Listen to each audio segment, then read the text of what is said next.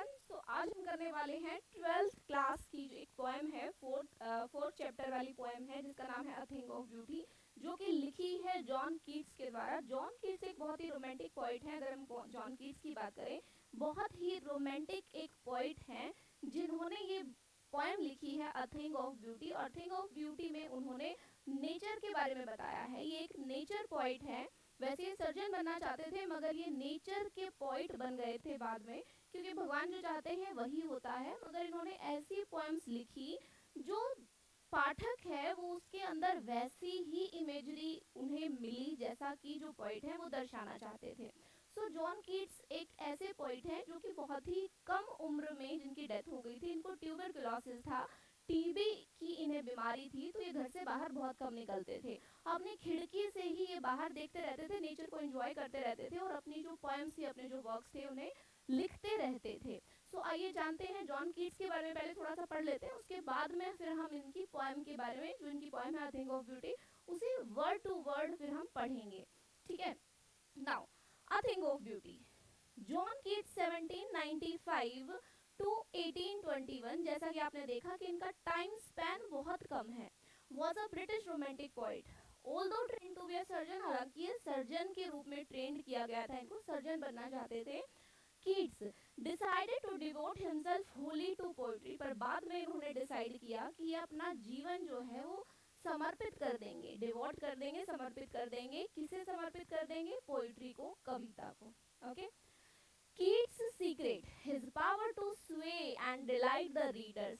उनका सीक्रेट ये था, ये जो जितनी भी पोएम लिखते हैं ये इतने फेमस क्यों हुए, क्योंकि जब ये पोएम लिखते थे तो पोएम्स को कुछ इस तरीके से ये इमेजरी उसमें डालते थे, मतलब आदमी जो पढ़ने वाला है वो इस तरीके से कल्पना करने लगता था कि वो वहीं पहुंच गया है। नेचर जैसी वो दिखाना चाहते थे वैसा ही वो मन में सोचने लगता था। पढ़ने वाला जो बच्चा है या फिर जो पाठक है वो वैसी ही बातें सोचने लगता था। जैसे अगर ये पीले जो फूल हैं, फूलों वाले खेतों की बात अगर इन्होंने की, तो पाठक अपने आप ही, पढ़ने वाला वहीं पहुंच जाएगा, खेतों में ही। होता है ना, कई बार हम मूवी देखते हैं और अपने दिमाग में फिर हमारे चल रहा होता है कि हम भी वहीं पे गए हुए हैं। तो ऐसे ही कुछ ये पॉइंट्स लिखते थे। ओके। सो उनकी पावर क्या थी? टू स्वे एंड डिलाइट, के बहुत खुश कर देते थे और बच्चे जो हैं, जो रीडर हैं, वो झूम पढ़ते थे। स्वे, झूम पढ़ना, झूम उठना, और बहुत ज्यादा खुश हो जाते थे इनकी कविताओं को पढ़कर। Lies primarily in his gift for perceiving the world and living his moods and aspiration in terms of language. अगर हम भाषा की बात करें तो वो दुनिया को देखने का, मतलब दुनिया की तरफ जो उनका नजरिया था, देखने का उनका जो नजरिया था, वो उन्हें भगवान से उपहार के रूप में मिला था, है ना। एक तो कोई ऐसे होता है कि किसी से इंस्पायर होकर पोइट बन गया, मगर इनमें जो पोइट बनने की जो कला है वो इनको भगवान ने उपहार में दी। कहते हैं ना, कई लोग गॉड गिफ्टेड होते हैं, तो ऐसा ही कुछ जॉन कीट्स के साथ में था। The following is an excerpt, मतलब ये जो है अ थिंग ऑफ ब्यूटी, ये पोएम एक छोटा सा भाग है। एक्सर्प्ट का मतलब क्या होता है? छोटा सा भाग। ओके। किसका छोटा सा भाग है? इनकी एक बड़ी सी पोएम है जिसका नाम है एंडीमियन, उसका एक छोटा सा भाग है क्या? थिंग ऑफ ब्यूटी, जो कि क्या है? एक पोएटिक रोमांस है। The poem is based on a Greek legend, ये जो कविता है वो बेस्ड है, आधारित है किसके ऊपर? ग्रीक लेजेंड के ऊपर। लेजेंड किसे कहते हैं? पौराणिक गाथा, कथा कहते हैं। इन विच एंडीमियन, जिसमें, मतलब ये जो ग्रीक जो गाथा है उसमें एंडीमियन नाम का एक बहुत ही सुंदर यंग शेफर्ड है। शेफर्ड किसे कहते हैं? शेफर्ड होता है गडरिया, भेड़ बकरियां चराने वाला। ओके। और वो पोइट है who lived on mountain litmus. कहाँ पे रहता है ये? माउंट लेटमस पर रहता है। Had a vision of Cynthia, और इसे एक सपना आता है किसका? सिंथिया का। ओके। कोई लड़की है, मगर वो लड़की है कौन? द मून गॉडेस, देवी है मून की, है ना, चंद्र देवी कह सकते हो। The enchanted youth, enchanted youth कौन है यहाँ पर? मतलब जो मन चला जवान है वो कौन है? वो है भैया हमारा एंडीमियन। तो ये जो एंडीमियन है, resolve to seek her, seek का मतलब क्या होता है? खोजना। वो भैया उनको पक्का निश्चय कर लिया था, रिजॉल्व टू सीक हर, कि उसे तो ढूंढ कर ही रहूंगा। जैसे बाहुबली पहाड़ पर चढ़ गया था ना, बाहुबली मूवी में शिवा जो था, है ना, उसे ढूंढने के लिए मुखौटे वाली को, इन द सेम वे वो भी, उन्होंने भी ठान लिया कि भाई इसे ढूंढ के ही छोड़ूंगा। And so wondered away through the forest, इसलिए घूम रहे हैं इधर से उधर, वेंडर्ड मतलब घूमना इधर से उधर, कहाँ, जंगलों में, एंड डाउन अंडर द सी, समुद्र में, यहाँ वहाँ ढूंढते फिर रहे हैं, किसको ढूंढते फिर रहे हैं, सिंथिया को। ओके, सो ये था हमारी पोएम के बारे में और जॉन कीट्स के बारे में कि जॉन कीट्स किस तरीके के पोएट थे। मैंने आपको बता दिया कि इनकी जल्दी ही डेथ भी हो गई थी, तो इस वजह से ये हमेशा घर पे ही रहते थे। चलिए अब चलते हैं पोएम पर। तो पोएम पढ़ने से पहले अगर हम पोइट के बारे में थोड़ा सा जान ले तो अच्छा रहता है। अब देखिए ये जो पोएम है इसकी एक एक लाइन हमें पढ़नी होगी, क्योंकि कोई भी, सपोज कि ये 2 लाइनें इन्होंने उठा के दे दी है ना, ये 2 लाइनें इन्होंने उठा के दे दी एग्जाम में और बोल दिया name the poem, name the poet. अगर आपने एक एक लाइन इसकी नहीं पढ़ी है तो आप ये जो 1 नंबर है वो मिस कर देंगे। ओके, सो एक एक लाइन हम पढ़ेंगे इसकी अच्छे से, बहुत अच्छे से। I think of beauty is a joy forever, its loveliness increases। तो इस पोएम में अगर हम बात करें तो जो कवि हैं हमारे, जो जॉन कीट्स हैं, उन्होंने बात की है सुंदर चीजों की। ठीक है, इस दुनिया में जितनी भी सुंदर चीजें हैं, कुछ भी, कोई फूल है, कोई पेड़ है, कोई पौधा है, कोई झरना है ना, कोई पशु है, कोई पक्षी है, जो भी आपको सुंदर लगता है, कोई छोटा बच्चा, माता पिता का प्यार, हर एक चीज जो सुंदर है, जो तुम्हें इस दुनिया में रखे हुए है ना, कोई ऐसी चीज होती है जिससे हम इस दुनिया से बहुत प्यार करते हैं, मतलब मरना नहीं चाहते हैं, तो ऐसी चीजों की इन्होंने बात की है, किसने, जॉन कीट्स ने। So a thing of beauty is a joy forever, its loveliness increases. वो बोल रहे हैं कवि कि एक जो सुंदर चीज होती है वो क्या करती है, हमेशा हमें खुशी देती है ना। सुंदर चीजें, जो चीज हमें सुंदर लगती है, मान लो हमें फूल बहुत अच्छे लगते हैं, हमें पौधे बहुत अच्छे लगते हैं, तो वो हमेशा ही हमें खुशी देंगे। ऐसा नहीं है कि भाई आज हमें खुशी दे रहे हैं और कल नहीं देंगे, वो हमेशा ही देंगे। और इनकी जो प्यारापन है, इट्स लवलीनेस इंक्रीजेस, बढ़ता है, इंक्रीजेस मतलब बढ़ता है ना। It will never pass into nothingness. वो जो सुंदर चीजें होती है वो कभी भी खत्म नहीं होती, नथिंगनेस मतलब खत्म नहीं होती है ना। But will keep a बोवर quiet for us, बल्कि ये जो सुंदर चीजें हैं वो क्या करती हैं, बोवर करती हैं। बोवर का मतलब क्या है, शेड, है ना। जैसे एक छायादार पेड़ छाया देता है ना, ठंडी छाया देता है और हमें बहुत अच्छा लगता है पेड़ की छाया में बैठ के। गर्मी बहुत है और पेड़ की छाया में बैठ जाए, ठंडी ठंडी हवा चल रही है, कितना अच्छा लगता है। बिल्कुल ऐसे ही सुंदर चीजें हमारे मन को शांति देती हैं, मन को सुकून देती हैं। सो बोवर क्वाइट फॉर अस, तो ये चीजें, सुंदर चीजें क्या है हमारे लिए, एक बोवर है ना। एंड और क्या है, a sleep full of sweet dreams, और एक नींद है। नींद भी कैसी, सुंदर सुंदर सपनों वाली, मीठे मीठे सपनों वाली क्या है, एक नींद है। क्या है नींद, सुंदर चीजें है ना। पूरी की पूरी पोएम ही बेस्ड है किस पर, थिंग ऑफ ब्यूटी पर। और भैया क्या है अच्छी अच्छी चीजें, हमारा स्वास्थ्य है, अगर हम सही है, हमारा शरीर सही है, तो हमें सब चीजें अच्छी लगेंगी। अगर हम बीमार है, हमें बुखार है, तो हमें कुछ भी अच्छा नहीं लगेगा। एंड क्वाइट ब्रीदिंग, और हमें अच्छे से खुलकर सांस लेना है ना। हम पहाड़ों पे क्यों जाते हैं, अच्छी सांस लेने के लिए, खुलकर सांस लेने के लिए, पॉल्यूशन वाली नहीं, दिल्ली गुड़गांव वाली नहीं। तो क्या है, एक ब्रीदिंग है। देयरफॉर, इसलिए, ऑन एवरी मोरो, मोरो मोरो किससे बना है, टुमारो से, मॉर्निंग कह सकते हो इसे, सुबह। तो वो कह रहे हैं हर रोज, आर वी रीडिंग, हम क्या करते हैं, रीड, रीड का मतलब क्या है, बुनना। हम बुनते हैं, क्या बुनते हैं, अ फ्लावरी बैंड, एक फूलों का क्या, बैंड। बैंड हम किसे कहेंगे, फ्रेंडशिप बैंड होता है ना, ऐसे ही।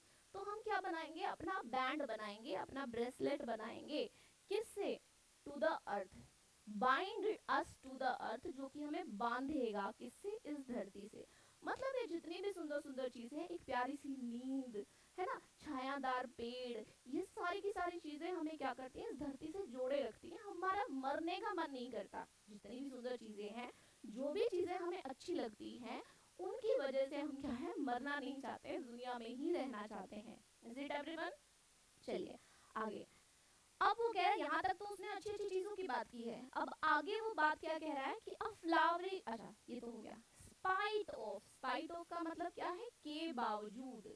स्पाइट ऑफ किससे बना है, डिस्पाइट से। डिस्पाइट से कह लो या फिर इंस्पाइट ऑफ से कह लो, ठीक है। इसका मतलब क्या होता है, के बावजूद। किसके बावजूद, डेस्पोडेंस, डेस्पोडेंस किसे कहते हैं, हेट, ठीक है। नफरत के बावजूद, जितनी भी दुनिया में नफरत है, जितने भी बुराइयां हैं, जितना भी घृणा इस दुनिया में, उन सब के बावजूद, है ना। Of the inhuman dearth of noble natures, मतलब जो अच्छे हैं उनमें भी जो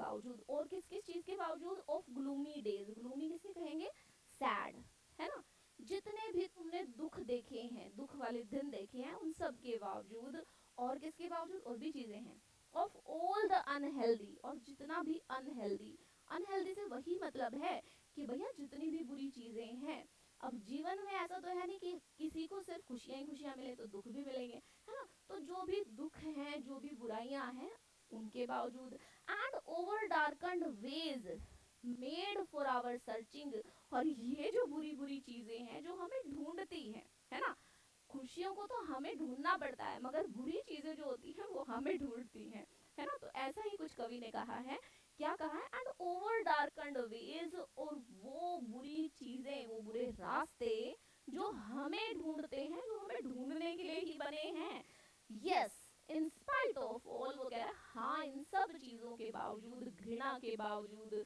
अमानवीयता के बावजूद, बुरे दिनों के बावजूद, अनहेल्दी चीजों के बावजूद, बुरे बुरे तरीकों के बावजूद, इन स्पाइट ऑफ ऑल, इन सब के बावजूद, some shape of beauty moves away the pall from our dark spirits, कोई ऐसी चीज है, कोई ऐसी सुंदर चीज है, देखिए कहा है शेप ऑफ ब्यूटी, है ना, कोई ऐसी सुंदर चीज है जो हमें मूव्स अवे, मूव्स अवे का मतलब क्या है, दूर ले जाती है, कहाँ से, पाल, पाल का मतलब अगेन क्या है, सैड, सैडनेस, ठीक है, तो वो कहाँ से ले जाती है हमें, सैडनेस से, बुराई से हमें क्या ले जाती है, मूव अवे, मतलब दूर ले जाती है, फिर भी इन सब चीजों के बावजूद, ये जितनी भी चीजें हैं, बुराइयां हैं, अनहेल्दी डेज हैं, ओवर डार्कन्ड वेज हैं, इन सब के बावजूद कोई ऐसी सुंदर चीज है जो हमें इन सब चीजों से दूर ले जाती है, और हमारा इस दुनिया से जाने का मन नहीं करता, हम चाहते हैं इस दुनिया में ही रहे, है ना,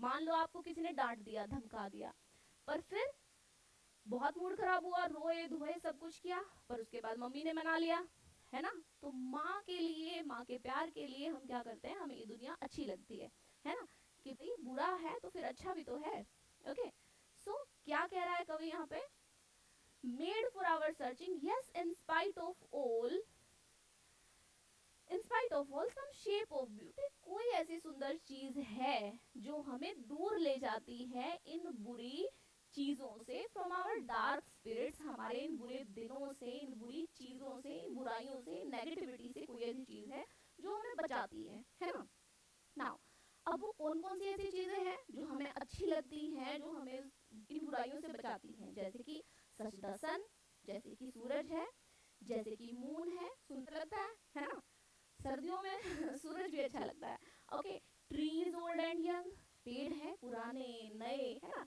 sprouting a shady boon for simple sheep, अब ये जो चीजें हैं वो क्या करती हैं, एक बून, बून भी क्या हो गया, छाया प्रदान करती है, सुकून प्रदान करती है, किसे प्रदान करती है, शीप को, क्या, पेड़ों की छाया, सच आर डेफोडिल्स, और डेफोडिल्स के फूल भी हैं, डेफोडिल्स किसे कहते हैं, येलो येलो कलर के बहुत ही सुंदर फूल होते हैं, जो हमें क्या करते हैं, हमें शांति प्रदान करते हैं, हमें बहुत अच्छे लगते हैं ना, फूल कईयों को बहुत अच्छे लगते हैं, मुझे भी बहुत अच्छे लगते हैं, ओके, तो जो फ्लावर होते हैं वो कैसे लगते हैं, बहुत ही ज्यादा अच्छे लगते हैं, तो वो क्या है, ये भी चीजें हैं, such as the sun, moon, daffodils, है ना, ये चीजें हमें बड़ी अच्छी लगती हैं। नाउ नेक्स्ट वन, देखो कितनी जल्दी हम नेक्स्ट स्टैंजा पे पहुंच गए, बहुत ही आसान है वैसे ये पोएम, है ना, नाउ पढ़ते हैं हम इसे, with the green world they live in, अब ये सारी की सारी चीजें, तुम्हें डैफोडिल्स का फ्लावर है, सन है, मून है, जो भी सुंदर सुंदर चीजें हैं जो हमें अच्छी लगती हैं, मन को सुकून देती हैं, शांति देती हैं, ठंडक प्रदान करती हैं,